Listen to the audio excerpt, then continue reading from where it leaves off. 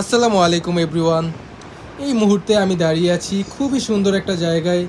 আপনারা কিন্তু স্বচক্ষে দেখতেই পারছেন যে আমার সামনে যদি একটু ভালো করে লক্ষ্য করেন তাহলে দেখতে পারছেন যে অসংখ্য পরিমাণ লম্বা লম্বা নারিকেল গাছ দেখা যাচ্ছে।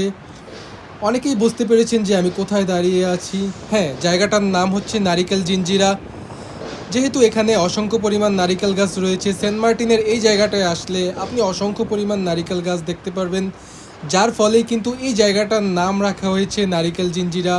তাছাড়া এখানে নাকি একসময় অসংখ্য পরিমাণ জিনেরাও বাস করতো, যার জন্য কিন্তু নারিকেল জিঞ্জিরা জিন শব্দটি যুক্ত হয়েছে যতটুকু আমি শুনতে পেরেছি। তো যাই হোক, যেটা বলছিলাম, এখানে দেখতে পাচ্ছেন যে কত পরিমাণ নারিকেল গাছ রয়েছে। তাছাড়া যখন পর্যটকদের সময় আসে এখানে কিন্তু নারিকেল বিক্রি করা হয়। অসংখ্য পর্যটকরা এখানে এসে নারিকেল খায়, তারা শান্তি ফিল করে। তো যাই হোক, দেখতে পাচ্ছেন খুব